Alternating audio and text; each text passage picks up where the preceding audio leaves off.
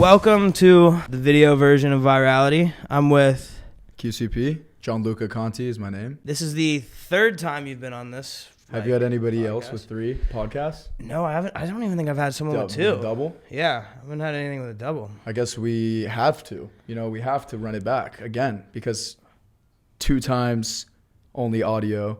Both times were quarantine. Yep, quarantine. And not even after we met each other formally. Actually, did we? The second one might have been after we actually met, and then no, I think even know. Maybe not. No, not. It was It even predated Playlist, so we're going way back. Yeah, we did that in like January 2020 or something. Playlist was a month later. Yeah, we met there, and it's been a long time coming since then. Not even that much time, but a lot of shit since then. Dude, so much has happened. A lot has happened overall. Just not only my content, your content, your fuck around content. You're like, let me just fuck around and throw up a couple 100 million view videos here and there just because why not? For shits and giggles. Dude, well, it was so crazy because like when I first started, you had 50,000 on TikTok, I think. And then I think I interviewed you again when you hit like the 1 million. Right, yeah. It was like right after 1 million. Yeah. And just the conversation difference from our first call or from our first podcast to the second one was like, it was like what the fuck happened in the past 6 months? Yeah. And we're honestly so used to it at this point that it's what the fuck has happened since then, it's been a year. Yeah. It's been a year. Exactly. Actually, what, 2 since that? Because 2020. Yeah, no, I think like almost a year. 2 years. Almost 2 years since the most recent podcast. Wow. And shit, what has happened since then? Well, I mean, we both moved to LA, which was like, LA. I think we both wanted to do that. Yeah, that was, I guess, was the first step, and kind of is for everybody unless you have your independent content where you don't really need to collab, and but it's always a good move to get out. Oh yeah, well, it's like nice to be around people that are doing the same thing as you. Absolutely. Because like when you first start, every single person you know is against you. 100%. And then over time, as like you start to actually accomplish things, then people are like, oh, wait a minute. Okay, maybe I should start to pay attention. Yeah. No, even the time when we did our first podcast, that was I was in that boat where here I am making content and everybody's like, what the fuck is wrong with you? What is TikTok? Mm-hmm. What are you doing? Where do you think this is going? I mean, people aren't directly saying it to my face, but it's an obvious thing. And like, my friend Will, who's here, could vouch that like, I'm sure people were confused, like outside of just my conversations between him. Like our other friends were probably like, what the fuck is he doing? Yeah. And then, time starts moving and the content starts picking up and TikTok becomes more of a thing. And now it's everybody, how did you do this? Why? It's such a different different conversation because it's so fucking relevant now. And it's like the 2 years has, I mean, obviously quarantine giving a big boost. It's changed everything with social media, like 100%. To the, it's honestly fucking, who knows where it's going to be though in a little bit. Well, and what's cool for you too is you changed your content entirely from when I first had started watching your videos. Cooking was not even close to an idea when we did our first podcast, and then even the second one I had maybe made like 3 cooking videos. That just was another video that did well. And but yeah, the content, I tell every single person that I meet that is doing what I do or trying to do it, I tell them like, your biggest mistake is limiting your content, is being like, mm-hmm. I don't know if I want, try it. I'm like, try everything. I always tell everybody, try everything. Trial and error, shit doesn't work. It doesn't fucking matter. Delete the video and move on. Try again. If it doesn't work like 50 times, try something else. If that doesn't work, try something else. And if you can't handle, the trial and error and you can't handle the negativity and the criticism, then don't fucking do it, because it's gonna happen. Like, people are always gonna talk down. People are always gonna talk shit. And that was my number one thing I told people was keep trying shit. I kept trying shit, and it opened up a door. It took a long time. It took me over a year to figure out, what worked for me. And then not only did the content evolve to that point to where I started making cooking videos, it's been an evolution within itself in the cooking, because I'm like, I did it as a joke, as a skit, and then I was, people are judging this person that doesn't exist, the face I put on for the video. And then over the course of this whole time that I've been making videos, I've been trying to make the content more and more universal. So I can have as least amount of people commenting like, this is cringe as fuck. Yeah. When, half the people think it's funny, half the people think it's cringe. I've been just working on like trying to understand, what people really want to see and how to not have, the least amount of people talk shit. You know what I mean? It's like working to get to this. It's been a crazy process, and I'm still figuring it out. I change up every 10 videos, I'm doing something different, because you can't continue. There's very rare that you could do the exact same thing over and over again. Like you got Charlie and Addison, they're famous for them, really for them. You know what I mean? So that's why they can continue to do everything that is them, and it'll continue to do well. But for me, I was not doing me, but it's sort of becoming me, because I've been doing it so much, and I guess it's interesting. Now you can turn that on, and you're kind of right. Like, all right, here we go. Flip the switch, and it's almost it is me now. I mean, like I love to cook, because I've been doing it every day for almost 2 years, and it's like, if you do anything that much, you're gonna get good at it. You're gonna get better at it, and I have so much to learn and so much to do, because it's like every little bit of detail you put behind that camera is gonna add up. To content and production quality. I mean, that obviously has gone up immensely since like I first met you, and then ironically, so I ended up doing this full circle where I always recorded my videos on my phone on the TikTok app. So I would film the video on TikTok, and that limits you to being able to post it elsewhere, because it has the watermark when you make a video on TikTok.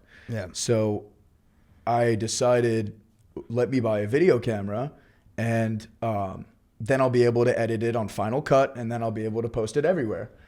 And then when I started doing that, it was an adjustment, and it's a chore. Some of the videos did really well when I first started making them, but I ended up like losing grip of where when I started blowing up was on the phone. I was using my phone. It's a lot more, there's more versatility when you use your phone. I'm able to flip the camera, do this like quick with the phone, but with the camera, I had the tripod set up, and if I wanted to capture a bunch of different angles, I would have to have somebody with me to, be on it like this. I'm like, I need this, I need this, I need this.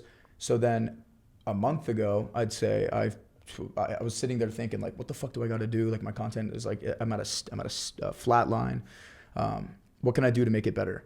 And then ding in my head, I was like, go back to what was working. You know what I mean? Yeah. Why did you change it up so much? And there was a reason why I did, like I said, because I wanted to be able to post everywhere. So then I started just filming on my camera roll, editing on a software on the phone, and then posting to all platforms, and immediately, boom, started booming again. I'm growing like crazy everywhere on other platforms outside of TikTok, because the TikTok video flops, it ends up blowing up on Shorts. It ends up blowing up on Reels. It's like crazy though that, my production value, it did technically go, I got a new place, I got a nicer kitchen, I got this and that, but it was crazy how I ended up coming back to using my phone, and the quality is as great as it can get. Luckily, the iPhones are such high quality, and that's another thing I tell people is, dude, you don't have to get, if you can make good content, you can shoot it with an iPhone. If it's 4K, that's great. It's obviously better to have somebody filming for you, but even if you got to start with the phone, do it. You know what I mean? Oh, well, like I can tell you, like the videos that I make are just cringy as shit, or they were. I don't make those anymore. But I mean, when I was at my house in Florida, just like an average house, I mean, it had a great view and everything. But what I noticed is they would always hit. All the videos would hit. I moved to LA. I still had, it was like an older home. It was a beautiful house, but older, so it had like those earth tones, like felt like more like your house that you grew up in, right? Yeah. I move into Miami to like this ultra modern fucking mansion. It's like huge, like marble everywhere, fucking huge ceilings. Everything's white and like silver and shit. Videos immediately started going downhill. That relatability factor for those like at-home pranks that I was doing, right, gone. So like videos occasionally would do well, but it's like at this point they're like, okay, you're in a fucking like $3 million house in Miami.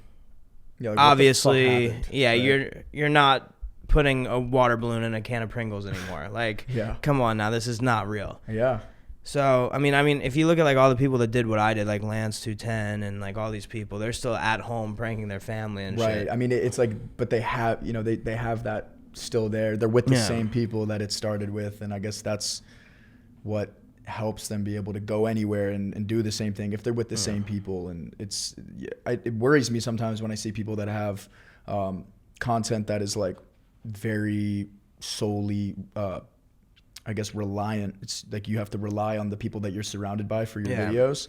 Is always like something that I'm like, yo, are you gonna be good once you move on? But like Two-Turn Tony. Yeah, Tony. I mean, he does 90% of the poppin' videos are like something crazy with his mom or dad, because like people really don't.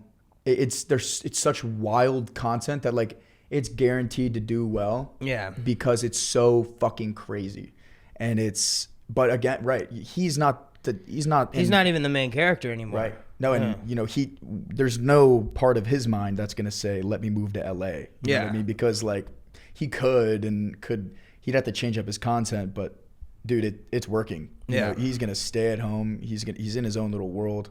He runs shit where he's at. That's where you don't really need to move out here. But like for me, I'm home in Charlotte, North Carolina. I live with my mom and my sister at the time, and I'm like, yeah, I can make my cooking videos here, but I also have to tell everybody to shut the fuck up while I'm doing it. The littlest thing sets me off. Immediately, I'm flustered. I'm like, you know, the video, this video's over. You know, I'll finish it. I'll finish the video, but I didn't feel comfortable. I didn't feel that bang, and immediately I would know that my content was gonna end up being shit. And then when I moved to LA, I am in this house with like a bunch of guys.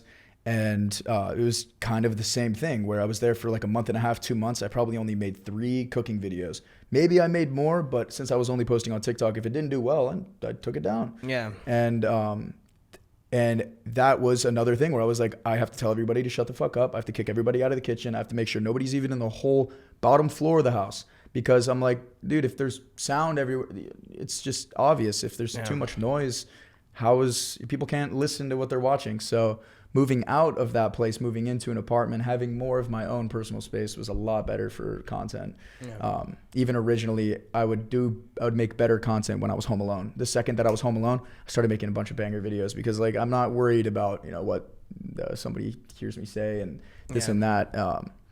But yeah, I mean, it's a process of figuring out, you know, what you need to get your content for the best. You gotta find out how to make it the best for yourself.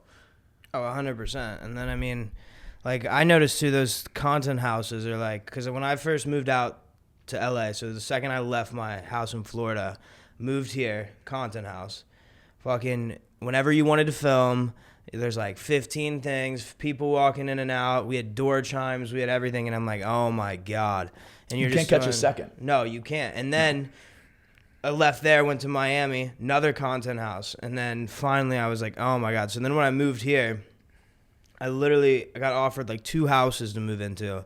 And then I got this apartment instead. Yeah. Because I was like, at least this way, like this is mine. Because when you're in the content houses too, you're just shoved into a room and you're like, this is you. There's never going to be a moment of this is my space. No matter what, if you have your own room, if you have your own section of a house, it's like either way, you'll never get that feeling. Which is definitely so important. But again, you know, some people can function in those environments. Yeah. Depending on the content, but they're cheaper too, rare. Which is good. Right. No, but I mean, dude, content houses in general, it's like the sort of thing where I want to have the power to be able to make like a really successful. It's like there's so much that goes into it that like most likely a creator would know over a company on what needs to go into a content house to make it actually successful, which there really hasn't been any. Obviously there's the Hype House and you know, like Sway and all that, like, but they were more pre-developed going into it. Like everybody sort of was already popping and then brought each other up as a group. Like they were actually groups of friends, and that's the biggest like red flag is when some company goes through a list of 100 influencers, reach out to all of them, and they're like, oh, we got 6 influencers that have 5 million plus followers. Yeah. Like, there's no fucking chance that this goes wrong. All they have to do is just do their thing and tag this 17 times, and everything will be great. Because if we get 0.01% of their following to buy this product, we're rich. It's like the goofiest classic doesn't make any sense shit. And that's another reason why I've never accepted, because like when I first moved here, I didn't move into a content house. It was just a house, like we all shared the same manager, and it wasn't supposed to be, you know, it didn't have a name or anything like that. But I have had so many opportunities to join content houses, and I even just got offered to move to some house in Miami for like a year, backed by Live Nation, and the perks is what really was the enticing thing about. They said, you know, they were telling us, you know, this includes, and it's Live Nation, so it's a reputable source.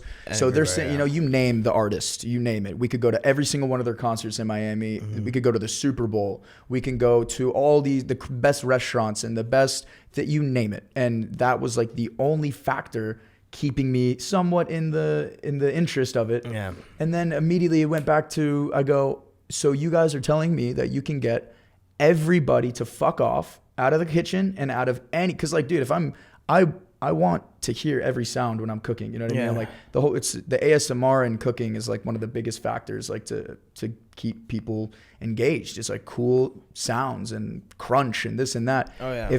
If I'm crunching a piece of bread and some kids fucking screaming in the background or singing or it's not going to happen. So I told them, I was like, it would take way more to make this work for me than even like too Honestly, much for it to be even worth it. Just keep grinding and get bigger and bigger, and then all those amenities come to you anyways. Exactly. So it's like that stuff doesn't even matter. And honestly, if you go to Miami as a creator, I'm sorry, influencers don't have enough money for Miami.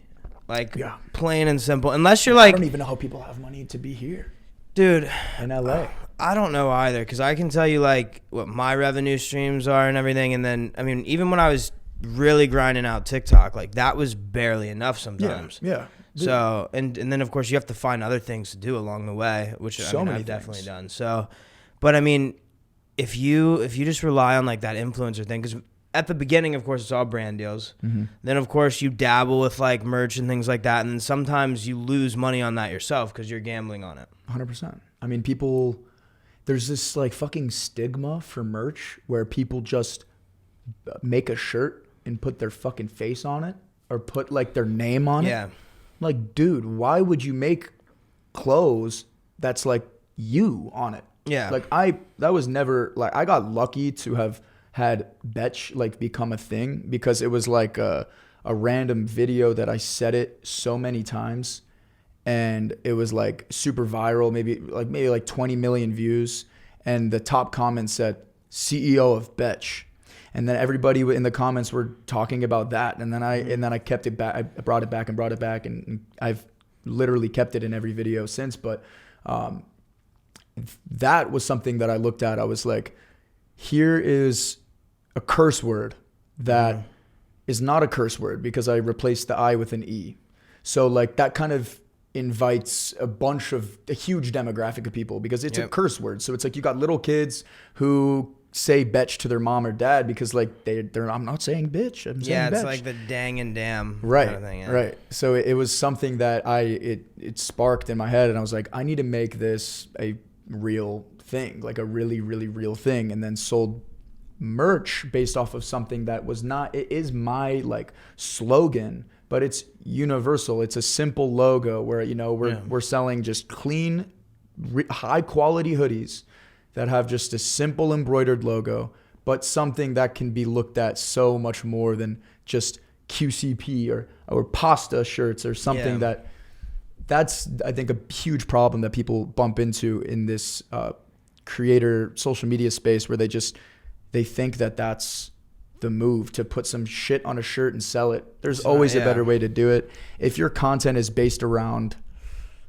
queefing, you know, there's these girls that don't put, if your name's whatever, Rachel, and you queef on TikTok, don't put like Rachel's queefs. Put like something about like something funny with queef and that sell came it. out the front. Like, That's right. Amazing. Shit like that. So that's a thing though. Queefing is a thing on TikTok now. Oh yeah, no. That's I guess why it came to my head. It's like I've seen a girl queef so many times and like on command, but like that it's taking advantage of like the potential for it to be a brand on its own instead of it just being your fucking face or name on a shirt. Well, the one thing that no one actually understands, like I feel like, I mean, you might figure this out along the way, but I mean, honestly, a lot of influencers aren't really that smart in the business sense anyways. No. But like ideally, like you're not going to want to do this forever. No. You like, it's tiring, it's hard work. And then the thing with being an influencer versus any other like pathway in entertainment, right, is the second you stop posting is the second you start disappearing. Dude, that is like the most truthful thing in the world. And if you're listening right now and you are trying to do social media, you're, again, like he just said, your biggest mistake is to stop doing it because it's not working or something, or because you're embarrassed, or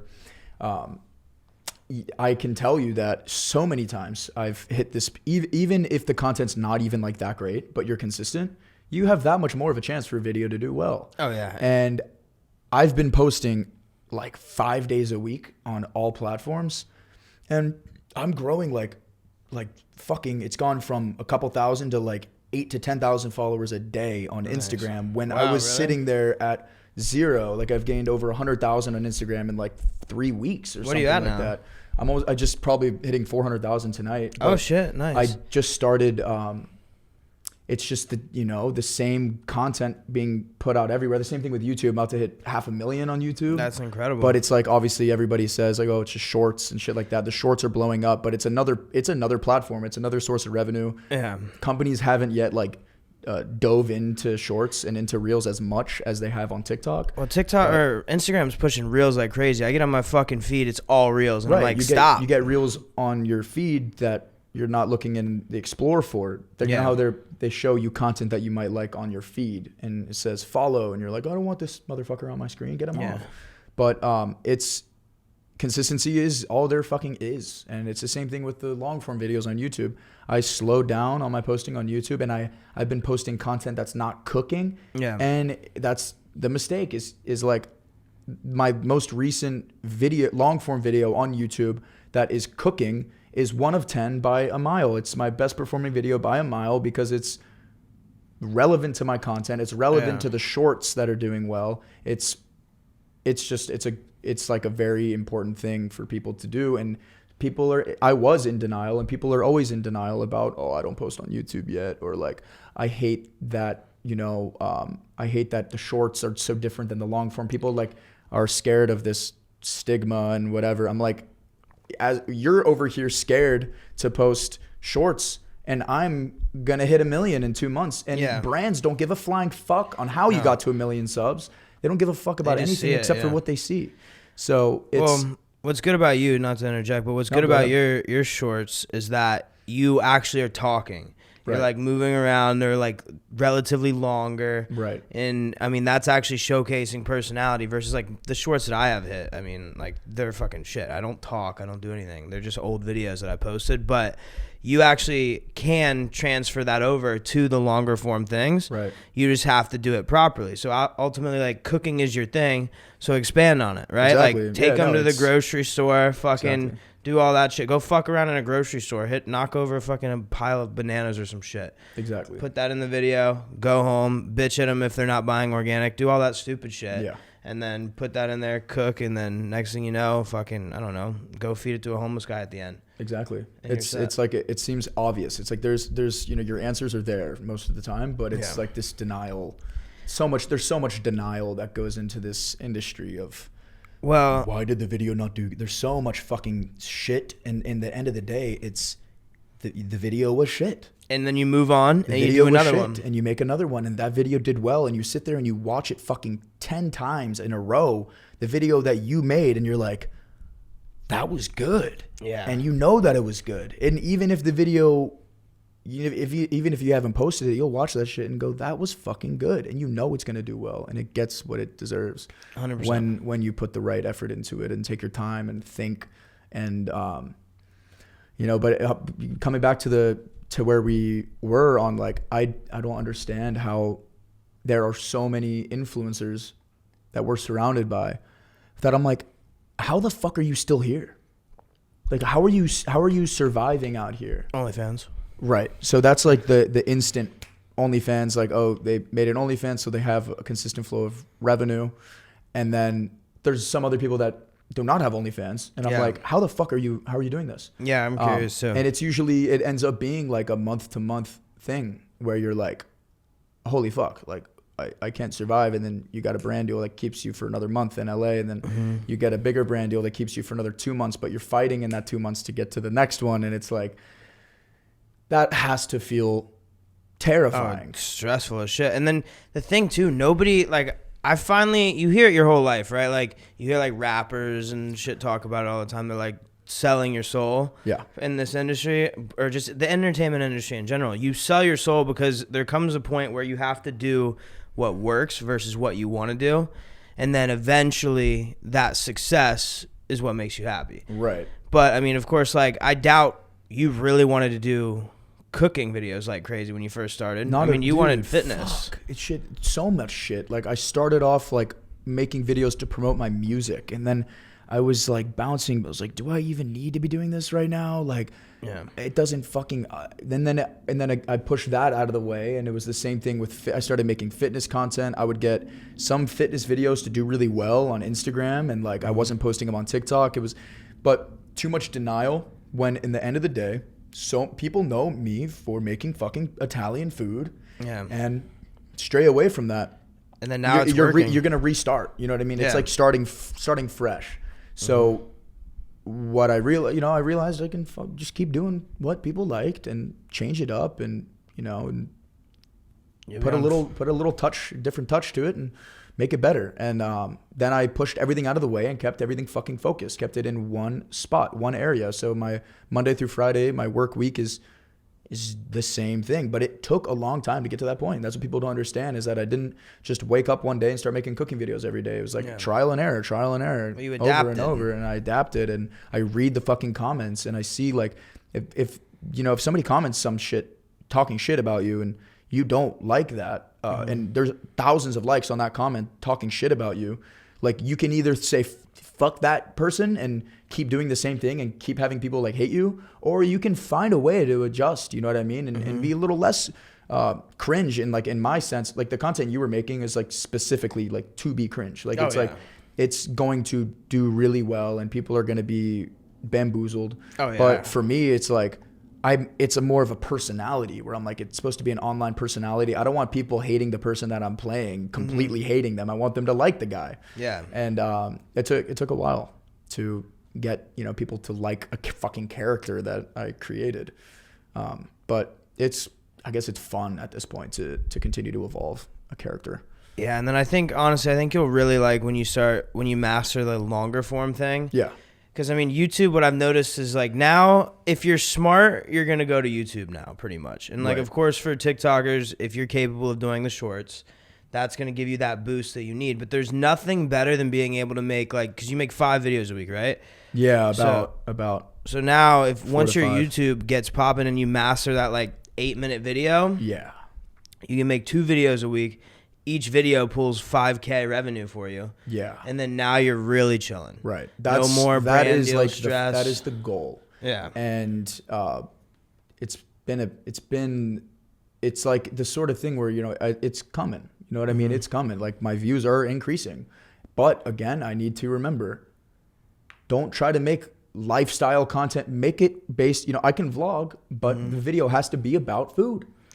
Yeah. So pretty much, like, let's say you're making, you make dance videos, you make singing videos, and you make lip sync videos, and you do a bunch of different shit, and some of them hit here and keep trying the different ones, and even if some do better than others, and then that one does, it's like you just got to keep on trying until you got something really, unless some people just fuck with you for you. It's like there's plenty of people we know that their content is, they can do whatever the fuck they want.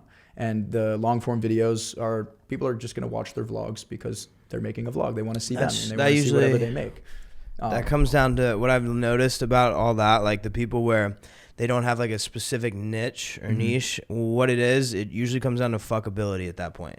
Yeah. So it's like the good looking fuckers that are out there that are doing like just fucking around, doing all this shit, getting into relationships. Like girls have it way too easy. Like if their engagement goes down, go to the beach. Fucking Dude, wear a bikini. Fucking go play volleyball. If your views are down, just go play volleyball. Fucking slow motion at your set.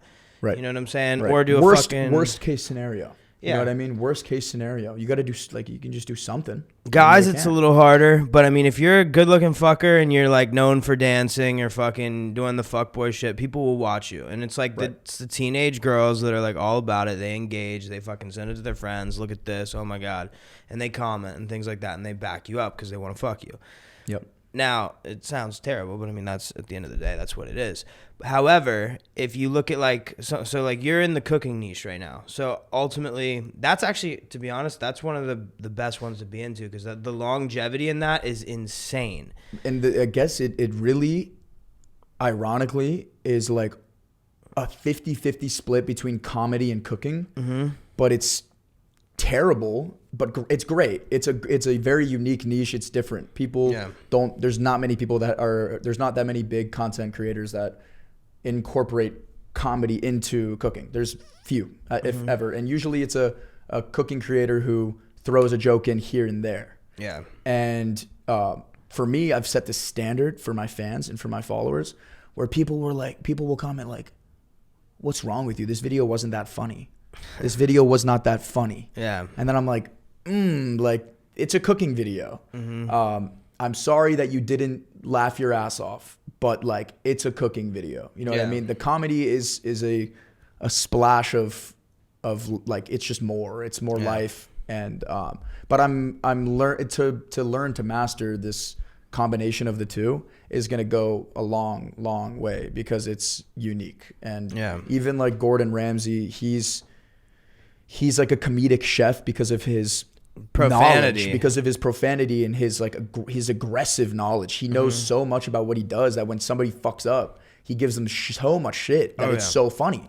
But like he is a funny person because he's very smart and like that's something that I have more intentional humor that is hard to continue because, you know, I try not to repeat the same joke ever. That's very hard. Yeah, it's hard. And it's like, usually everything comes up on the spot and I just got to be feeling really good that day. And I got to, you know, the process is interesting, but having that standard for people to want, you know, it's all about, they don't even give a fuck about the food, but now I'm getting way better at cooking. So the food looks so much, it's like just getting to that point to be able to add so much into one where the comedy is great and the cooking is great. And you know, it's like, you got to pack everything together. You know what you should actually make is like as a product. Cause I mean, of course, when you get into like the food world, it's very difficult because there's a lot of like rules and guidelines and regulations for it. But if you made some kind of pasta, like a dried pasta, you would kill it with that. 100%. Literally working on it right now because the same people that do Nick DiGiovanni's salt, we've been talking to forever, and we wanted to do a pasta and batch pasta or something. But again, it is difficult in the foods because of all the regulations and everything, and also like creating a dry pasta that, you know, it's random and weird for somebody to go on the internet and buy a box of pasta. That so is it's true, like we're really a sauce would probably be good. Sauce is something we're also working on. Cookbook. Been talking to DK Publishing, who publishes everything in all ranges of books, way outside of cookbooks. Like it's one of the biggest publishing companies in the world, and we're working on getting, you know, solid cookbook. It's like there's so much to do and so much you can do. Yeah.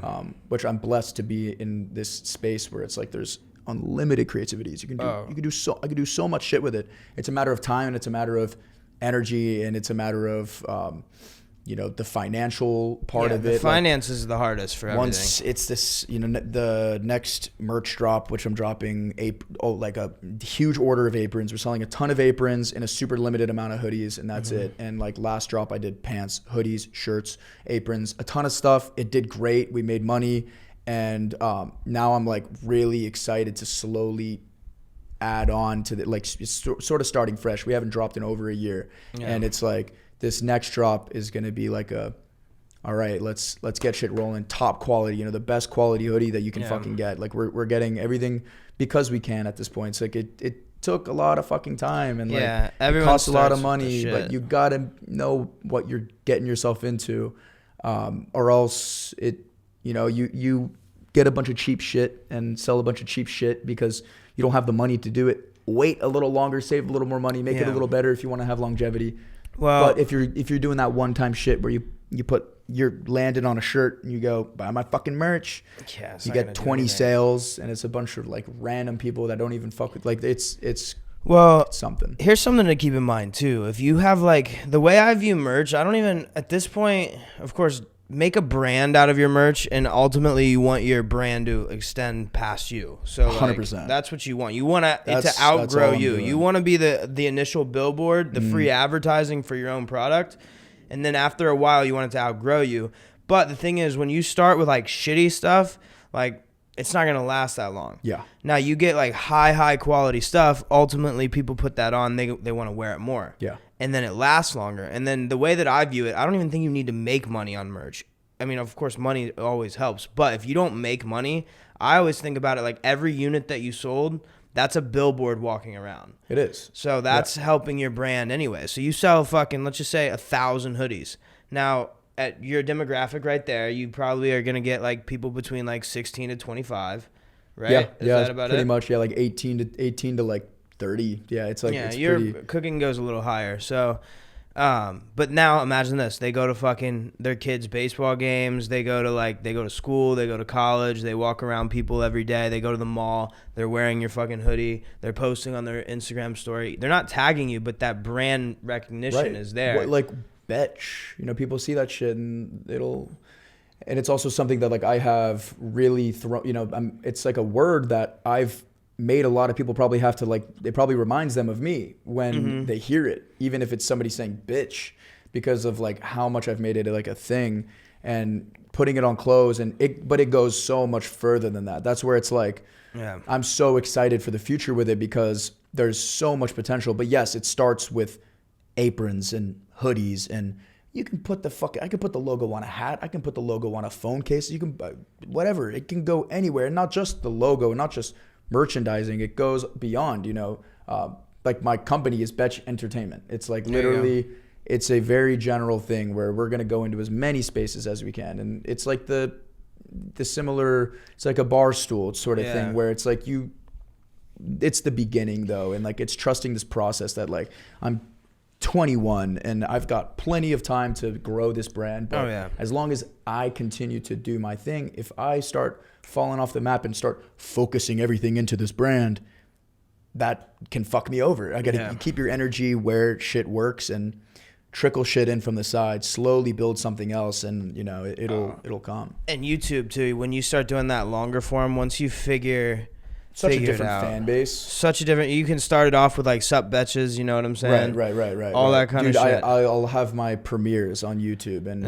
everybody's fucking spamming betch, and like the second that I'm not, like, I'll sometimes forget that to join the premiere, and I'm like, holy fuck! Like 20 minutes after the video dropped, I'm like, I forgot the fucking premiere. The video's doing horrible because nobody, like, they're like, bro, we were waiting for you. You know what I mean? I'm like, fuck! Like I forgot to join that shit, but it's like, getting everybody hype and just keeping it around. But you're right, the long form videos, that's exactly where you're gonna get people to really stick with your shit. And it's cool to see so many. It's like this one word is my brand, and people they keep it around so much. Like, all my fucking DMs are, hey bitch, I love your titties, bitch. There you go. Crazy shit. But it's crazy. There's so much on the way. Like, it's absurd. And never for a second did I ever settle where I was, and there's so much more to do. And like this year gonna be working on getting in meetings with like Food Network, with Discovery, because they own Food Network, and like we're tapped in everywhere. It's like this, it's just a matter of time that somebody picks up what I'm doing and believes in what I do and says, let's take this as far as we can get, because it's more than just TikTok, and it's more than just it's real entertainment. And it took a long fucking time to figure it out, and it's unique. And I'm very like blessed and happy to be in the position to be able to do something different and not just, and not just stop doing it because of, I'm not letting anything get in my fucking way. Like when we first talked, like way back in the day, like I told you on the second time around, I was like, for some reason, I just knew you were going to do well because you were so committed to it. You were posting like fucking 5-6 videos a day. Yeah. Back then, if you got like a ban for a week, your life was over. You're like running around fucking slamming your head. Oh yeah, dude, happened a lot too. Yeah, you know what I mean? Dude, trust me, I know. I lost my account. I literally got a 106 million view video, and then the next morning, account gets shut down for a week. And I'm like, what the shit happens all the time, bro. Like I have a fucking TikTok rep, and my video got muted 6 days ago. That same video was going to do easily 10 plus million views. That probably would have gained me almost 100,000 followers and continued everything rolling and kept everybody happy. And then the video gets fucking mute. Take the video down. Don't mute it. Really mute the video. What are you gonna do? You're just gonna make it look terrible on my page. It's a joke. It's like it's crazy the fact that they would mute some shit like that. And what did you do? Just copyrighted music or something, or what was it? No, I said like titties or something. Multiple. I do it anyway. I do it every video. You know what I mean? It's like it was nothing that I did different. But it happens, and it's crazy that like I asked our TikTok person like, can we check this out? And then they're like, yeah, email this person. And we're like, fuck, like can we just? It's a bitch to do it, but it's really all about not letting it get to you and just that's something to keep in mind too. If you're someone who's trying to do social media, just know nobody really has an in with fucking any of the platforms. Barely, maybe 150 to 200 creators total. Yeah. And there's people with 30, 40, 50. There's like probably like 500 to 1,000 creators that have like 10 plus million or more. Oh yeah. Well, Kristen Hancher got deleted like 22, 26 million. Like imagine that. Yeah.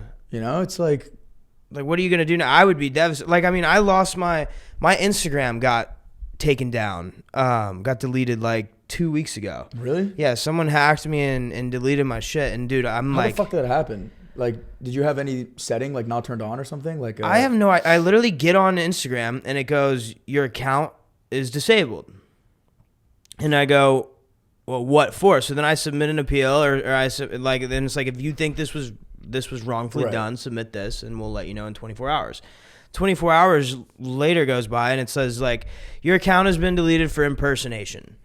And I'm like, how? What other fat fuck with long hair is running around LA posting what I post, and like his name is also Landn. I'm like, please show me that account, and like, thank you. Right. I'm calling everyone. Yo, you have a rep at Instagram. You have a rep at Instagram. How do I get to Instagram? How do I get this back? I feel like you might have asked me. I feel like I remember somebody asked me, dude, do you know anybody at Instagram? Like, fuck no, dude. I'm not verified or anything. Dude, like, no one knows how to do anything. I'm talking like high up people, like 10, 15 million followers. They have no fucking idea. They're like, you're fucked. Yeah.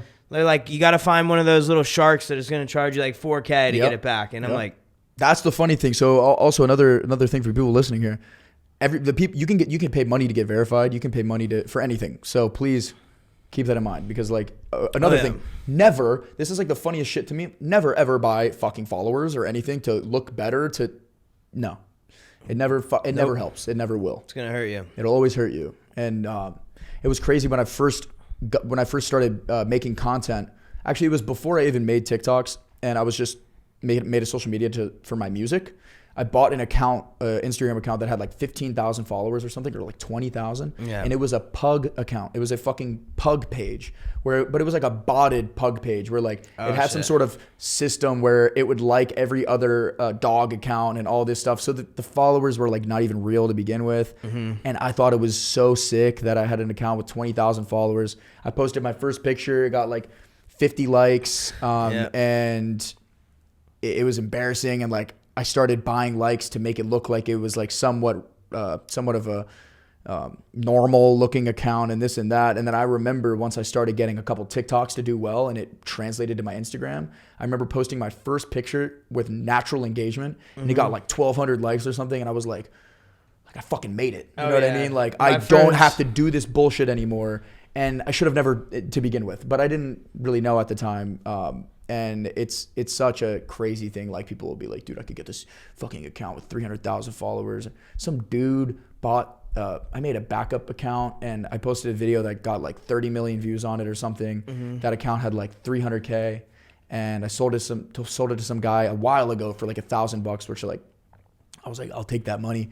And he never did anything with it. Like maybe posted like one video promoting a cryptocurrency, and it got no fucking views because like that's not how it works. You don't have 300,000 followers on TikTok. Even if it says 300,000 followers, people are not going to see that shit. Nobody scrolls through their following page. No one's going to care anyways. Right. Like, it's like it's such a mistake to do anything inauthentic. And so many people do so much inauthentic shit for no reason, just to like keep the ball rolling and keep the dice rolling. But at the end of the day, you know, everybody, you know, nothing's can't hide shit. It's not going to work. If you buy the shit, you're going to hurt yourself later. I mean, of course, like if you're a company or something and you want to do it, go for it. You your create a seltzer better. And you buy 50,000 start with 100K and like start with 100K followers on Instagram, or like 50K. Like if you're selling a product, it's very normal. Very normal, because ultimately no one wants to fucking buy something from a random page with 1,000 followers. They're gonna, like, if you're doing an Instagram ad or something, you click that, you see like 60,000 people. Even if it's botted, your brain just goes, all right, people order for this. Right. The normal person outside of being in the social media world is gonna see that shit and think, oh, look at that. Yeah, this game out here is it's wild too. Being in LA, like, is just, it opens your eyes in such a good and bad way. 100%. You know, people talk so much down on LA, but my personal opinion is it's up to you to make LA your experience. You know, your experience is up to you. You paint the fucking picture.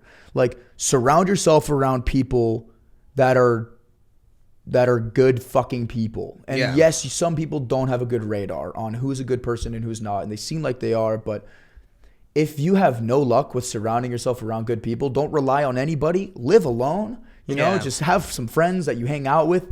But like, bro, I've had a fine ass time. I've had a great time in LA. Same. It's been so fucking fun. At this point, it takes me fucking 30 seconds talking to somebody if I know that they're worth my time or not. Because it's like, you learn, and it becomes so fucking obvious that you're like, this guy is a scummy little bastard, and you can figure it out in 2 seconds. And it's like, I learned that pretty quickly, and has helped me just to continue moving forward and brush everything off. Get the fuck away from me. Get away. Well, that's like, everyone calls everyone, like, they're like, LA's so fake. So fake. LA's so fake. The people that say that are the ones that you're getting played. They don't grow. Right. Like, I mean, for instance, for me, for example, like, I'm still friends with pretty much everyone. Me as well. People call me fake all the time now. It's like, I bet they call me fake too. Something new that I'm getting, and I'm sitting there like, no, dude, we're still cool. I just have a different friends group now because I'm not fake. I'm just drawn to hanging out with successful people because I want to be successful, and I admire that. Like, I admire that mentality. So, like, ultimately, I want to be around people that are being successful, and I want it to rub off on me, and hopefully whatever I do rubs off on them a little bit. And then that's just how you find your friends group. You find people that you admire, and then they admire things about you. So it's I mean, it can sometimes, some people I feel like get, worried. It's how am I gonna put myself around the people that are successful if they don't accept me for not that's where, you have to, on your own, you got to show something. You got to show your worth before anybody's gonna.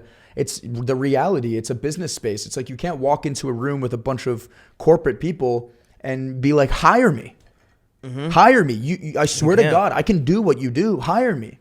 It's like, you got to fucking prove your point, dude. Prove yourself, prove your worth. People will take you on. But like, it was a process. Like, when I first moved to LA, the people that I would meet, I never, ever was aggressive towards people in the sense of like, let's collab. I always wait for somebody to ask me, let's collab, because that means they want to. Yes, if you have a good enough relationship with somebody and you really fucking, like, you've been talking for a while, like, you're friends, then it's something that's okay to bring up passively. Like, if you're down, let's make a video. Like, there's a ton of people that I've met you meet somebody at a party and they've been drinking for fucking 4 hours, and you say, you want to make a video? And they go, yeah, dude, fuck yeah, dude. Add me on Snap. Add me on Snapchat, dude. Yeah. I've said that to 100 people. And do I want to make a video with them? No. Probably not. But it's like, that's okay. You got their contact. you'll see them at the next party. You know, if you click, then you become friends and you make something happen. Or if it makes sense or the business is right, it happens. It's like I never forced anything, and it has brought me far. And it's like I never will. You know, I'm not gonna just bump into you name it. Like I'm not gonna bump into any major influencer, Addison Rae, and hi Addison, you want to collab?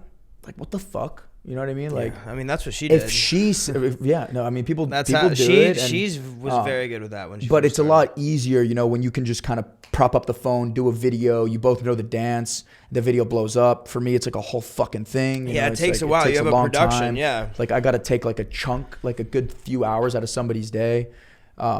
That's where it's a little different, but it was something that I never forced. And yeah, my rule for out here, like, I mean, when it comes to going out and things, of course, like, and this works for anything, in my opinion. If you have someone or like a group of people that you admire or you want to be friends with or anything like that, get around them. Don't introduce yourself. Don't do anything like that. No. Just get around them enough to where they recognize you. Their guard is going to be down. Like for me, even when it didn't matter who you were. If I just saw you 3 times somewhere, eventually I'm going to go, okay, we're at the same places a lot. Who are you? Right. And then over time, especially out here, like, especially if you're like a bigger creator, like fucking everyone is going up to you. Dude. You know what I'm saying? So like, I feel that like to the next level because that's exactly how it's gone for me. And it's the same thing today where I have this acquaintance. It's like in between friends and acquaintance because I see you guys we see the same people everywhere. 100%, yeah.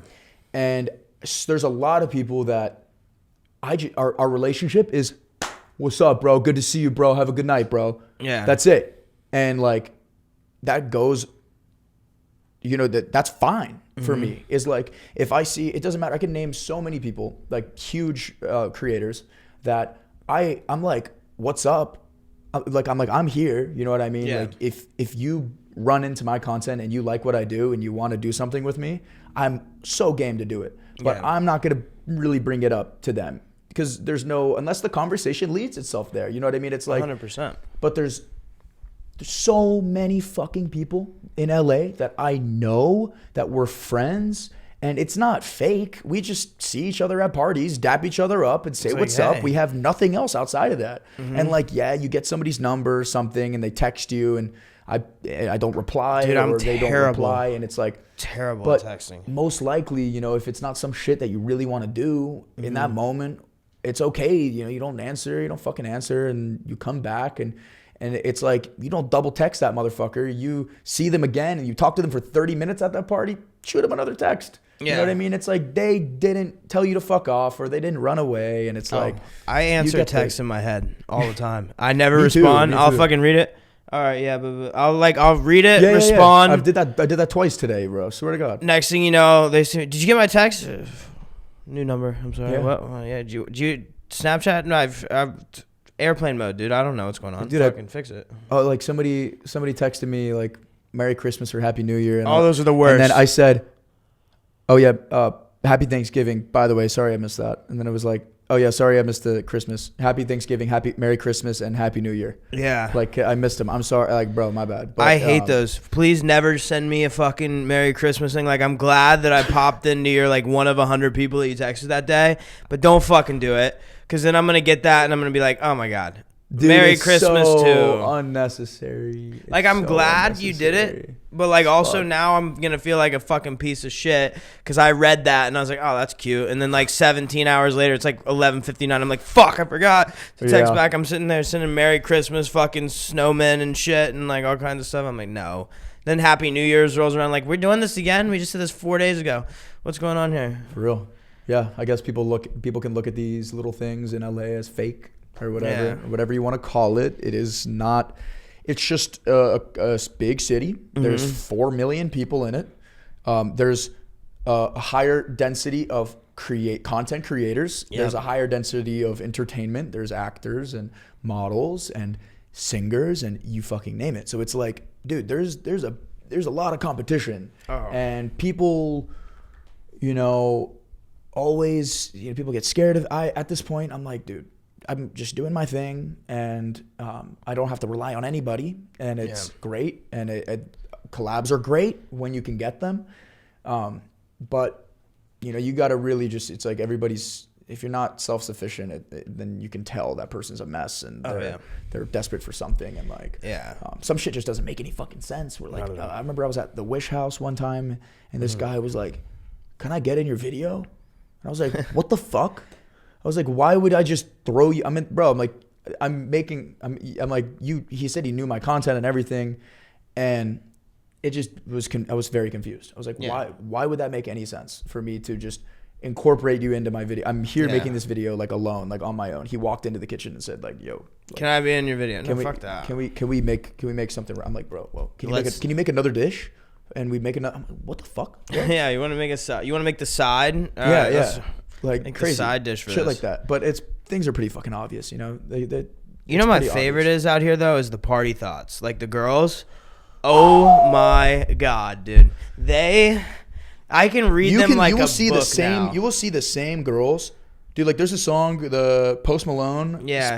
Same bitches. Is that what it is? How I see the same bitches everywhere I go. It's so true. So true. And it's like there are some cool girls, but then there's a lot of girls that I'm just like, what the fuck are you doing? Like, are you guys in school? What do you do? Because what do they do? They're out every night. Like I always know when there's not a party or it's not a club night and there's not a party, because I'll look down at my phone and there'll be like 7 texts from random girls that I haven't talked to in fucking 3 weeks. Was it last night? What are you doing? 2 nights ago? Two nights ago, we literally like all the boys are back in town, the Sync boys, and we're like, let's go bowling, and then we're like, yeah, let's go have a little after party at my house, and there were fucking 10 girls there. Yeah, like, there's nothing to do. 3 of them were wearing literally like nighttime. They were going to bed type beat. Where like they're wearing fucking like long like the XL shirt, sweatpants, just holding their bag. I'm like, what's the mode? What do you guys want? What are you looking for here? Like, why are you doing this to yourselves? I guess a fun time, right? But I mean, I did it. Don't get me wrong. I went out every single night for like probably like fucking 6 months.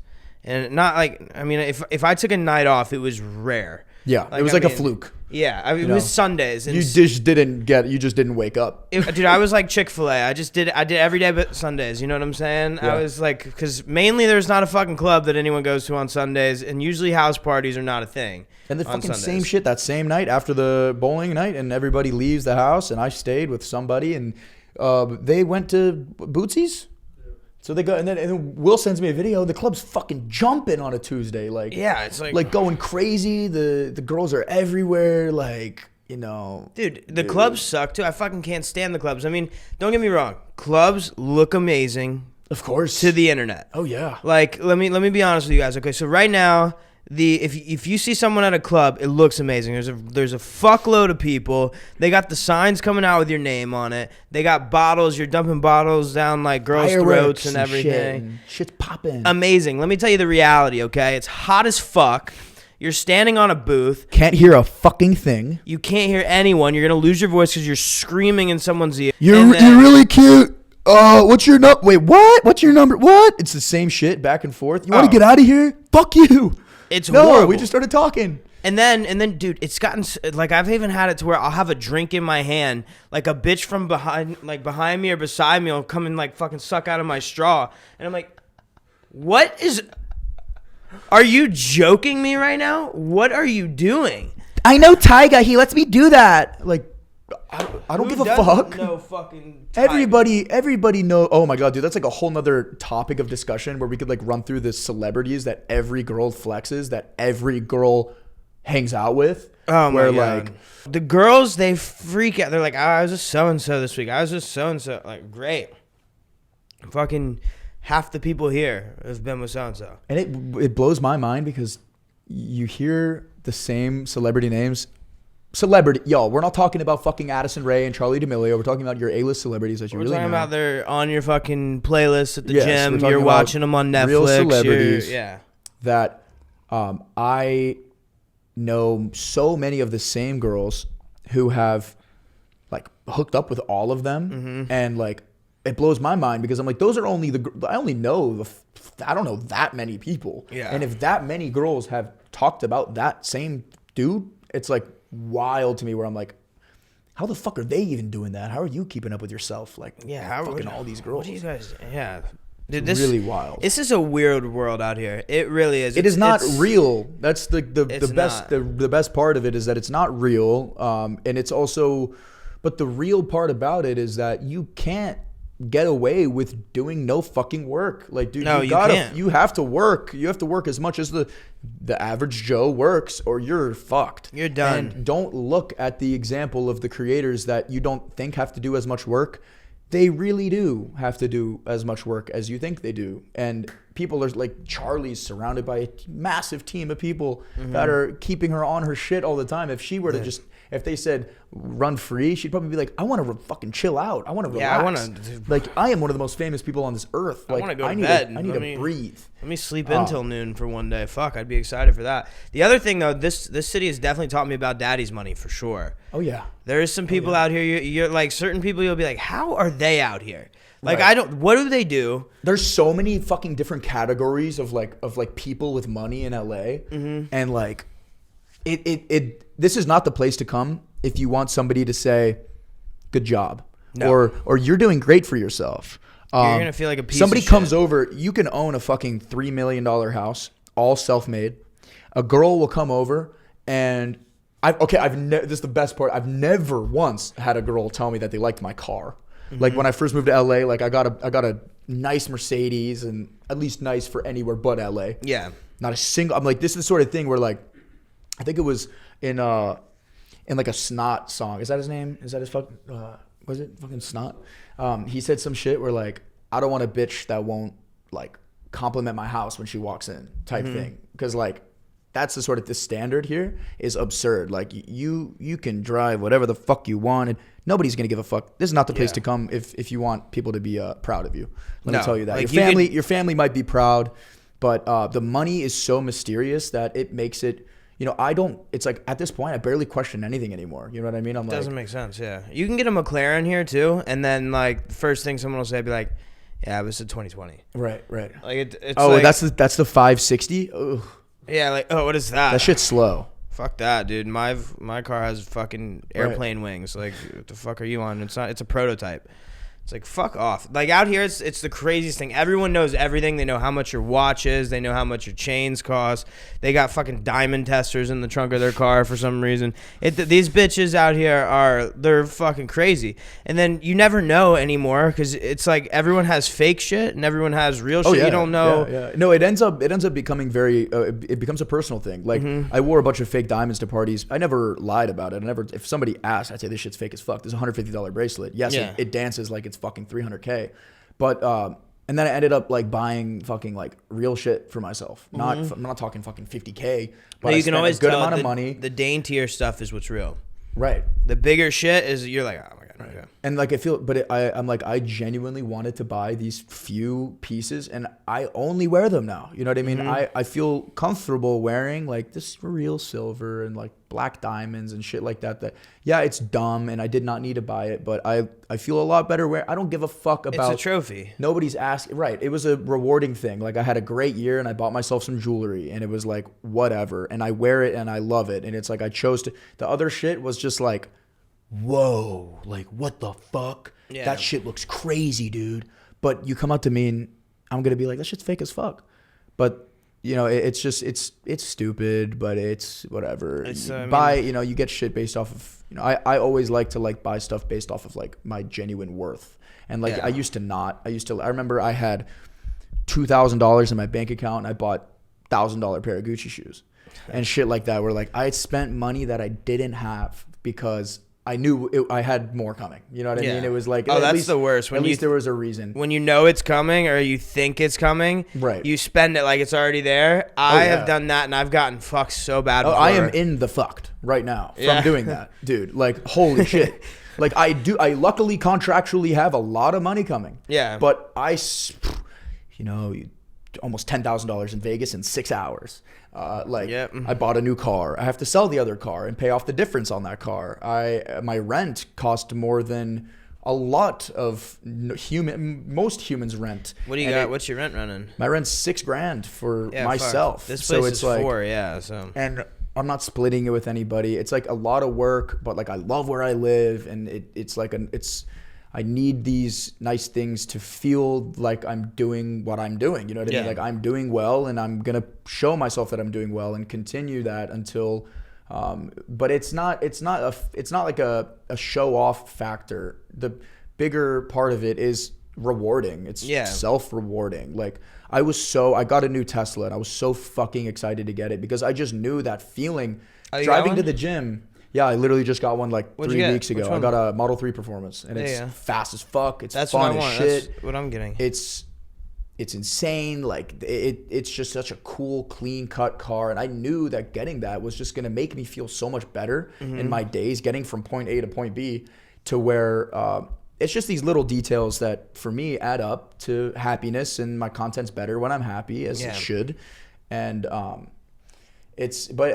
coming back to our point, you know what I mean? It ends up being more for myself than anything else, than anybody else. And then it ends up being like a little side thing where it's like, oh yeah, I do have this now, and I did get it on my own, and I pay this place myself. And this is, you know, like my mommy didn't come in my house with daddy's credit card and start buying a bunch of shit for me and this and that. It's like having done it all on my own is the most important, and the reason it is the worth. It's everything. Now I got to get better at saving personally. Oh, 100%. That's this year for me. I have spent every goddamn penny that I've made. I downloaded this app called Truebill the other day, and I almost passed out. I was like, you know, when you're drinking and shit, you're like, yeah, let's go out.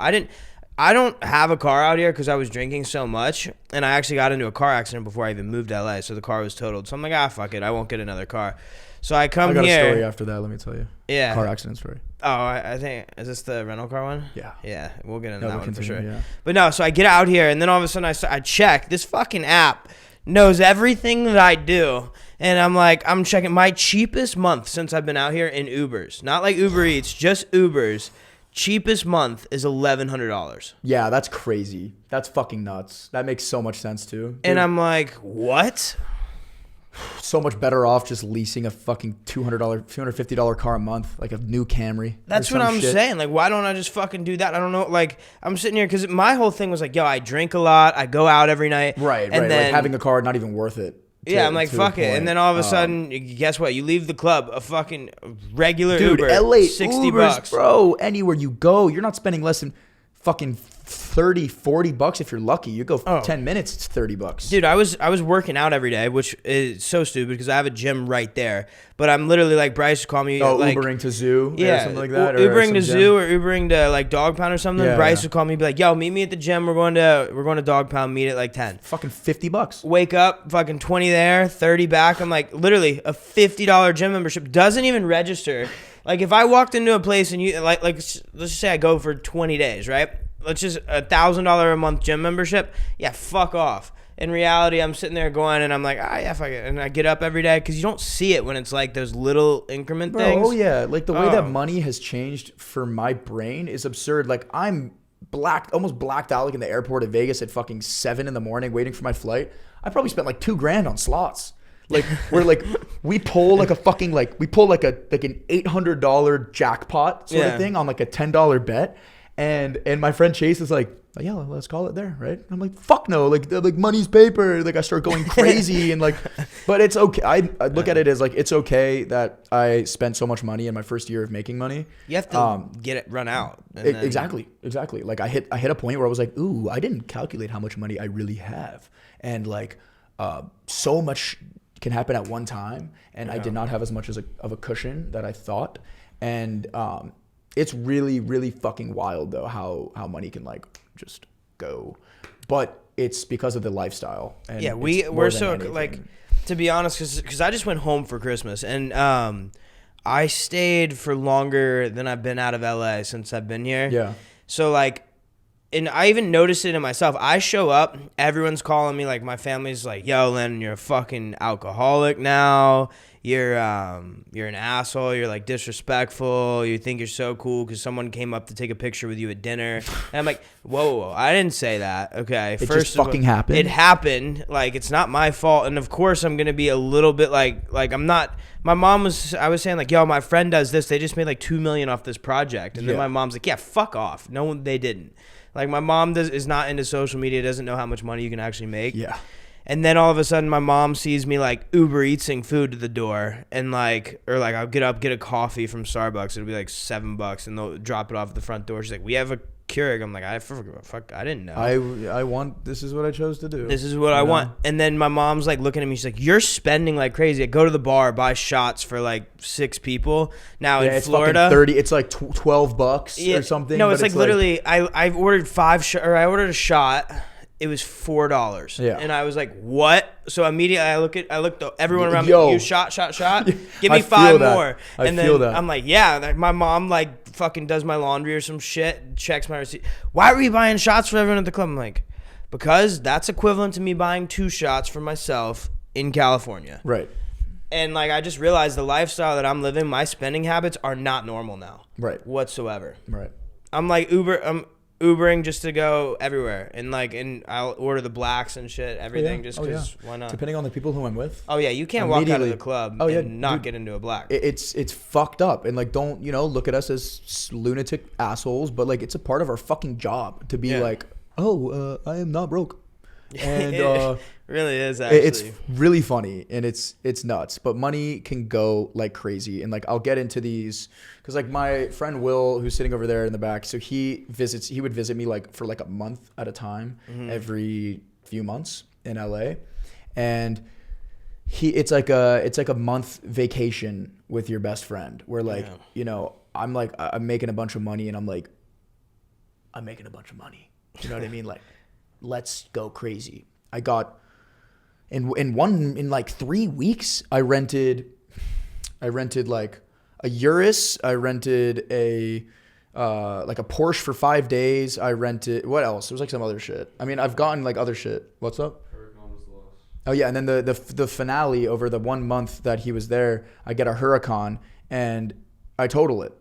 So I pull out of my fucking neighborhood. I floor it. A Lamborghini Huracan Evo is not only a fucking $400,000 car. Yeah. It is like 900 horsepower. It is a race car. And what happens with race cars? The traction is dog shit. I don't know how to drive a fucking race car. So I fucking rip this car, hit water. Immediately the wheel spins out. But guys, I know how to drive a car, I promise. And I'm going straight with 2 hands on the wheel. And it immediately goes like that, slips out. I try to catch the wheel. It goes left, right, left. Luckily, there was no cars. Luckily, we didn't really get hurt. The car spins, smashes into the fucking curb. And they checked the frame was cracked or something after they looked into it more, considered totaled. I had to pay, just like that, I had to pay $10,000 to the rental company for loss of use because they can't use that car for the month that they were supposed to. And yes, they make money from having people rent extremely expensive cars because that's like a over $1,000 a day car. They also broke the frame and totaled it. You probably didn't, just so you know. Something like that. You know what I mean? A total is better apparently for these rental companies or some shit. Yeah, but so great for me, you know. Now that's so that was another. It was like shit like that happens. We're like, $10,000 there, down payment on the Tesla, my rent, fucking living life. So much shit hits at one time, and like, oh no, I've got a ton of money coming. Net 30, net 60. Oh, those are the worst. On the contracts where I'm like, y'all are great, but like, can you just fucking wire me that shit like tomorrow? Like, I'm gonna do the video. Like, wait till you get the fucking. For some reason, accounting is messed up right now. Like, we've like the amount of times the accounting at these big companies has been messed up. Shit goes crazy. I'm like, bitch, you're like almost like a Fortune 500 company at this point. What's wrong with your accountants? Why do they not send the money? Like, literally, like the amount of times it's been like that has happened to me plenty of times. Paying you in 2 weeks. All right, where's my money? Oh, 30 days later. Where's my money? Oh, sorry. We had a backup at accounting. It's not there. And I'm like, every fucking time. Just pay me. Like, Like, what are you waiting on? Barstool, after I had my fight, they paid me the day after my fucking fight. They wired me my money. I texted the guy. He goes, "We're on it." It was in my fucking bank account in like 15 minutes after I got off the phone. See, now that's good. That's crazy. Good. There's a few things, but I mean, it was a little different. I mean, it's not like a fucking like Skittles brand deal or something. Like they contractually do net 30s, which if anybody's listening that don't know what that means, it means they're going to pay you 30 days after you complete the task in which you're completing for them on contract. But some companies will do net 60, and I've heard net 90. Imagine your job as an influencer is literally, you got to make videos for companies to get paid. Yeah. And you make the video for that company and they go, all right, we're going to pay you in 60 days. And you're like, bruh, like I got rent. I have to pay rent. 30 I need days, to eat food. You know? Yeah. Like I got to do all this shit, you know, like you're paying me this money. I'm living that lifestyle based off of the amount of money that I'm being paid. Like that's how I'm going to live. And I'm not going to just when you have money like that coming too. Cause I've had that happen before where I've had like 15K coming in and like, on a net 60 or whatever, and then I'm spending it like I have the 15K already, and then by the time I get the money, it's gone. I'm like, fuck. It's like now. No, like right now I'm like negative like something, but like when I get paid, I'll be like, oh yeah, no, I got so much coming, and then like, and then it all hits, and then I start paying all the people that I owe money to like already for like, oh, you're 10% for that. Like, dude, there'll be some shit where I'm like, oh, I owe you 10K for you getting me that $50,000 deal. Or like the 10%, I owe you 5K. I'm like, I don't remember us talking about that. And then he's like, dude, yes, you owe me fucking, I got you a $50,000 deal. Yes, you owe me 10%. I'm like, okay. So it's like, there's so much shit like that where well, dude, you got to be careful out here too. Cause like my favorite thing is like, I never trust people when they call me and tell me like the money situation. They're it's never the bro. I know. My favorite thing is like they'll call you like, "Yo, you want to do this deal for 8K?" And then I'm like, "All right, where's the other two?" And then it's like, yeah, dude, it could be sometimes it's crazy. Where's the other 10K? 5K, 10K. Yeah. So like no company's gonna be like, "Yo, we like them. We're gonna do 8K." No, they did 10, and somebody took 20% off the top. Now you want to bring me that deal, and then you want to take. Then they say, "I want my 20%." I want my 20%. So they take 40% without you knowing. Without you even fucking knowing. Next thing you know, you're like, "All right, where's my money?" And then all of a sudden you find out about that, and it's like, because I get approached too to like take deals to some of like my creator, like friends that are bigger creators, and they'll hit me like, "Yo, you want to do this deal for 70K, or you want to ask them if they want to do this for 70K?" And I'm like, "All right, well, where's the other 30?" Oh, well, and I'm like, you're number one. First of all, I know you're a middleman. Oh, you're saying going through somebody else. Yeah, somebody that comes to you they come saying, to me, you're friends with Bryce Hall. Yeah. Can you bring him this deal? We have this amount of money. And you go, dude, shut the fuck up. And then I'm like, okay, so here's the deal. So what are you taking already? Because now you're going to try to hit me with a cut, and then you're going to like, of course, that's going to dwindle it down. But I'm like, you're number one, I know you're a middleman. Like, I know you're not even the person that's working for that company. Dude, and the best part is that if you were to ask, like, hey, can I get the contact for that company and talk to them about it? No. There's no fucking chance that motherfucker is going to give you any contact. They're going to cut you off, and they're going to say, oh, the deal fell through. Yep, deal fell through. They didn't want to do it. They said they didn't want to do it. They hate Bryce Hall now for some reason. Yeah. So they don't want to do it anymore. Sorry, Bryce. But it's like, it's crazy how that shit happens. And, I guess that's your hustle. That's your hustle, man. That's your job to steal people's money. Go ahead. But it's like, look, I'm all for that. Like, if you bring me something that there's no way that I would have gotten anyways. Right. Like, of course, like 10% that's fine. 10% is like, I'm pretty sure it's like illegal to take more than like 15% or something in California. I can't remember what it is. I need to look into it. But like, I swear to God, somebody told me that. I thought it was. Everybody says 20. 20, yeah. Right. Like standard management contracts. I swear it's like actually like not. I think it's less, and like people don't even know that. But I'm not. I know personally, like if I bring someone a deal, like I ask for 10%, and then if it's like a big deal, then I'll ask for 15. But I only ask for like if it's like a big one that's like actually gonna make a big difference to like them and me. But there's like a lot of like actual work that needs to go in on my end. Because like some of these companies, dude, right. If it takes nothing for you, then it's like whatever. Yeah, a call is like, yo, you want to do this? Yeah, but if I have to do the fucking Zoom calls and everything with the companies to like figure it, I'm like, dude, this is annoying at this point. Yeah, then it becomes work, and then you have to do it. But yeah, the 15% or 10%, I used to hate that because I used to always count. Like I would always take the money and be like, oh, I got fucking 5K coming in. I don't know how much money I don't know how much I guess less money I would have if I was with a management company this whole entire time, because I'm not self-managed, but for a while have had no manager, and I have a personal manager now that takes 10%. But that, like, you know, I could be giving 20% to, dude, I know people that get big fucked. They get 20% taken from this manager, and like, I don't even know. It's crazy. Like, I've heard some crazy shit where their acting agency that they're signed with is all or is exclusive. Umbrella managements are terrible. Yeah, where you just get fucked. You get fucked. Yeah, like whenever if I've worked with managers in the past, and like back when I was doing my TikTok thing, and everyone I worked with, I always made sure, I'm like, look, here's the deal. If I bring myself something or someone else brings me something, you're not getting 20%. That's exactly where I am right now with my personal manager. That's what you want to do. It was hard for him to understand at first, considering he wants as much money as he can fucking get. Of course. And then I was like, but then these huge brand deals that we're doing right now, these massive deals, those are his connects. You know what I mean? You get what you deserve, dude. Yeah. And like, and then the conversation got really weird, because he's like, okay, my income's only coming from the deals. I was like, fuck, I'll pay you salary. You know what I mean? So it's like, do your fucking job, and you're also gonna get paid for the things that you created. You know, you created these relationships, you deserve it. But for the people that, you know, for the management companies that tell somebody, you know, everything that is yours is now ours, that is horrible. Like, that sucks. It's like, dude, I had to build this relationship with this person or this brand, and I did a deal with them, and they want to do another deal. That's my money. Like, why would you take this money? Oh, because, you know, we're representing you. And all these management companies, 90% of the time, they literally do nothing for you. They reply to emails, and they don't even pitch. It's like, they say they have a network, and they don't. It's like, that's another thing. If anybody is an influencer and you're watching this, don't jump the gun. Wait till you have very legitimate opportunity where you can look up that company and your rep and see an article about their, you know, it's like, there's, yes, that can be fake as well, but it's like, there's so much more.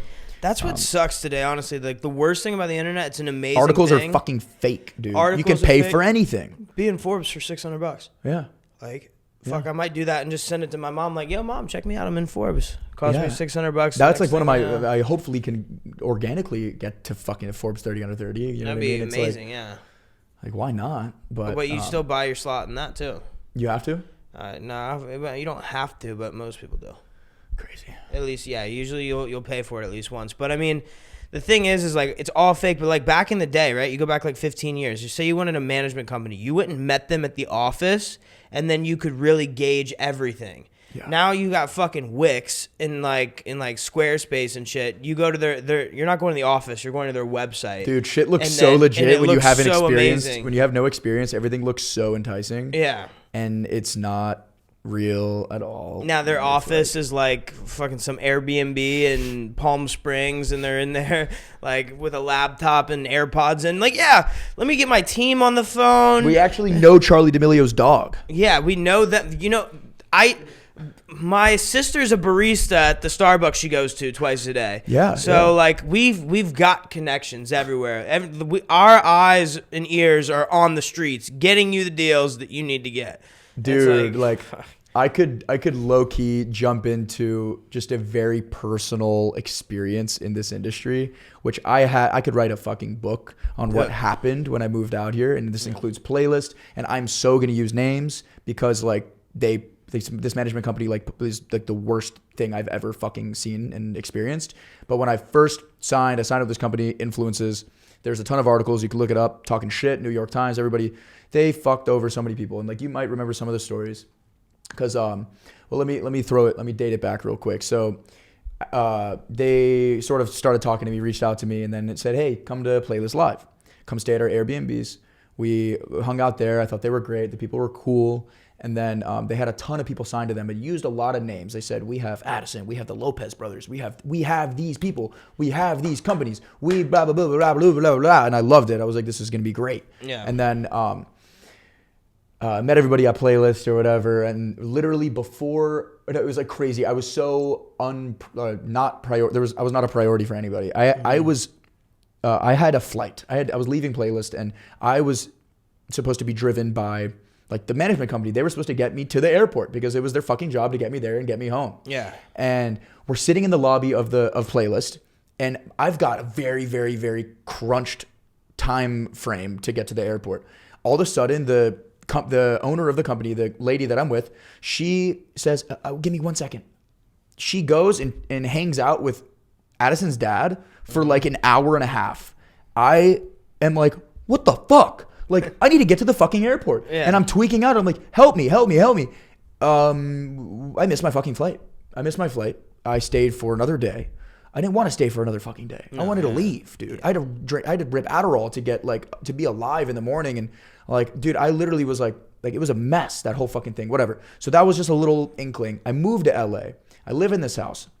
Manager lives in the house with 8 guys. We are all under the same management. There ends up becoming this feud between our personal manager under this company and the CEO, the creator of the company. They're feuding with each other, and we end up having this fucking like war where she lives, the owner and the CEO of the company of influences. She lives in the house with, it was like Bella Thorne's old house, and Dana lived in it. You know, Dana, Candy, all those girls lived in this house, this super poppy looking house, like crazy colors. And it was Bella Thorne's house, old house. Bella Thorne moved out, they moved in. And there ended up being this fucking war between us where out of nowhere, my scummy manager says, we're gonna fucking quit. All of you guys are gonna quit Influences, and you guys are all gonna join Talent X. I'm getting hired to Talent X, and you guys are all coming to Talent X. So we all send this email to the CEO of the company, the same fucking email, 8, 9 dudes in the same house, sending the same email to the CEO, to the owner of the company saying, we quit. This is how we quit. Because you did this, we're able to quit. And has us block her on everything. She's like, fucking block her. She knows where we fucking live. And ironically, we had a wall that looked exactly like this in the house with black brick painted, which just gave me a little bit of PTSD. And she pulls up at our house one day. Listen to this, dude. She pulls up at our house with like 8 goodie bags, like big goodie bags. She's with whatever. Who's the green hair couple? Oh, Marcus and B-Seater. Yeah, so they both like came along with her. She made them come with her and shit, and like another influencer, I can't remember who it was. She has them come over to our house. Hey guys, I have these goodie bags. I got you some athletic shorts. Dude, there's like coloring books. Like, it was the most wild shit I've ever seen. Like, she tried to like win us back, and like we were over here like, fuck all of you. You know what I mean? Like, why are you trying to win us back when like we hate where we are here? Yeah. Like, I want to get the fuck out of this house.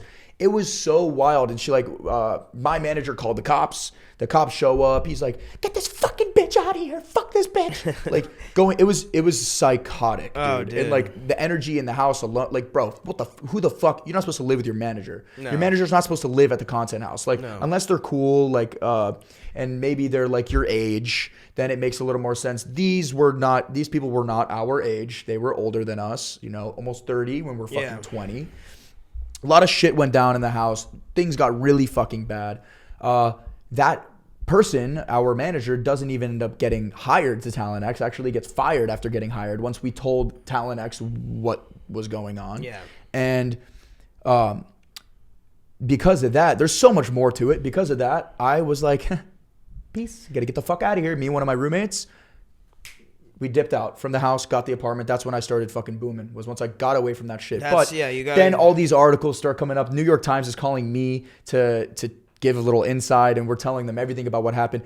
The CEO of the company ends up stealing a ton of money from all those girls, from brand deals, fake brand deals, money stolen.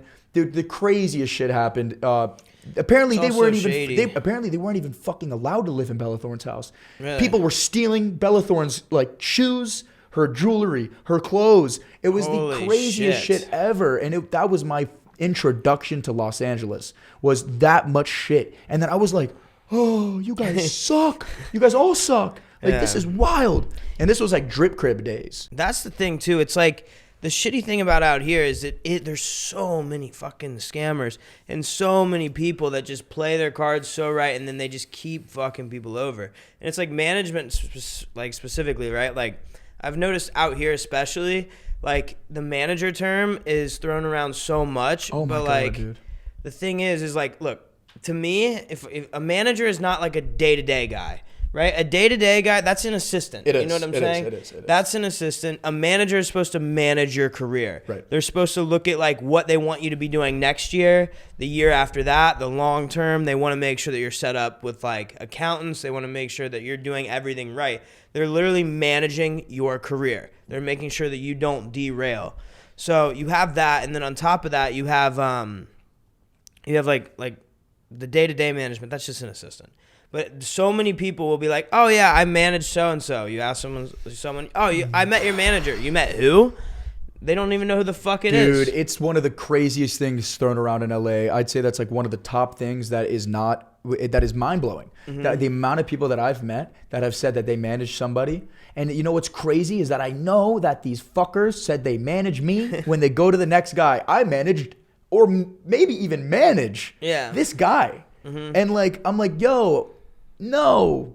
Yeah, somebody came to me, ironically, a kid from the Drip Crib. You know Abel? Abel Garden or something? I can't remember his name. He was like, hey, do you know, and then the name of my first manager. And then I was like, oh, wow. Yes, I sent him fucking 5 minutes of voice messages of like explaining everything. And he was like, holy fuck, dude. Thank you so much like for saving me. Yeah. All he did, I was like, how did the manager, my old manager, have the balls to tell this kid that he used to manage me? Like, we follow each other, bro. Yeah. Like, you think he's not going to just DM me? He DMs me, and I was like, yo, no, bro. Don't even go near that guy. You're fucking good, bro. Just do you. You just got on a Calvin Klein ad. I'm like, you're good, dude. Yeah, you're fine. You don't need this, dude. But, like, it's wild that they throw your name around like that, like, left and right. And I wonder, you know, I sometimes tell people, like, not exclusively, I'm like, hey, you can use my name and pitch me for sure. You know what I mean? Like, if I'm like, go ahead. But that just because I'm on your roster of people, of influencers you're pitching to brands doesn't mean you can walk around and say, I manage QCP. Yeah, no, you can't do that. And honestly, okay, this is just like a tip for anyone that is in social media. You don't need a fucking manager. You don't need an agent. You don't need anything. What you need that later on when your schedule gets so busy. You'll know when you need it. Like, you know, you can learn how to negotiate yourself. It is hard, and you can get advice for it, but again, it is very true. And learn it. Do it all yourself initially, so that when you do get someone to do it, you can see when they're doing good and when they're doing bad. Right. You need to learn it's like any business, like anything that you do in this world, you need to know every element of it if you want to be like the guy eventually, or the girl that like handles everything, that like is the boss, that runs the company. You have to do everything from the ground up in order to actually be able to tell people what to do and do it properly. Otherwise, you're just going to be an asshole that bitches when things go wrong instead of helping people through situations when they fuck up. Boom. And what's really cool about my situation is that my personal manager is 17 years old. His dad is an entertainment lawyer. He is like obsessed with this industry, but he's also very young. So what's cool is that he's super good at the back end of everything. He's the business, the relationships, killer. Mm-hmm. And he also has me to help him grow as a person and as a person in this space, because I've seen so much of it in the past 2 years that like me and him go to this Triller event, and there's everybody that he needs to see that night. You know, he sees Charlie and Bryce and Taylor and you fucking name it. Everybody's there, and I'm like, here it is. You know what I mean? Like, luckily he got to he's experiencing this shit so early and like learning, and we're growing together instead of me just having some asshole who works for a big company who does not give a fuck about me. Yeah, it's like, this is somebody who started off as a fan of my content and then has completely boomed himself in the business side and is creating something on his own, and we're working it's like a cool situation to have. But that's rare, and I got lucky, and it's like you are better off on your own instead of risking the signing that contract and just getting screwed. You're fucked. Yeah, at that point you're fucked. So it's like you really want to stay away from that shit. And honestly, I mean, good people will always come to your life if you kick out the bad ones. For real. That's the thing. But I mean, damn, we've been going at this for a while. What you got anything else you want to talk about? No, I mean, to wrap shit up, you know, people can judge what we're doing as much as they want.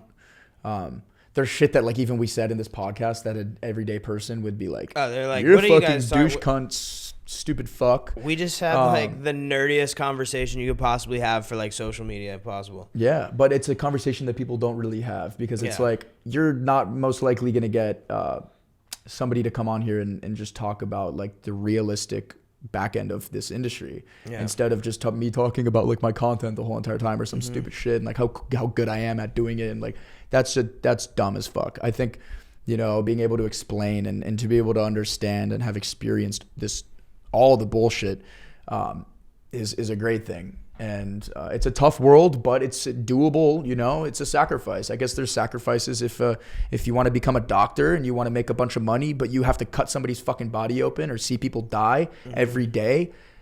The same thing with being a lawyer. All the major jobs that you're getting big bucks. There's sacrifice, dude. There's shit. Not only the time that you might have to spend extra in college. There's sacrifice for everything. What we do does take a lot of sacrifice. Sacrificing social life, sacrificing like just time in general, and it's hard, but it's doable, and it takes a lot of balls and brains to be able to, like, you know, really take it to the moon. 100%. All right, well, I guess we're gonna wrap things up right there. All of his links, everywhere you can find him, will be linked down below, so go check that out. And a lot of shit on the way, so let's stay do another tuned. one of these next year. We'll see. 100%. Yeah, when we come back to the next one, let's see what happens, because I've grown an 8 million since the last one. We went from like 800K jump for one to 8 million to the next one. So I went from like 20K to like 2 mil, and then I got bored at that and stuff. But all right, for real. Peace. Love y'all. And that concludes this episode of Virality. Hope you guys enjoyed it. Rate us 5 stars. Hit the subscribe button, and all the QCP socials are linked down below. I'll see you soon. Peace.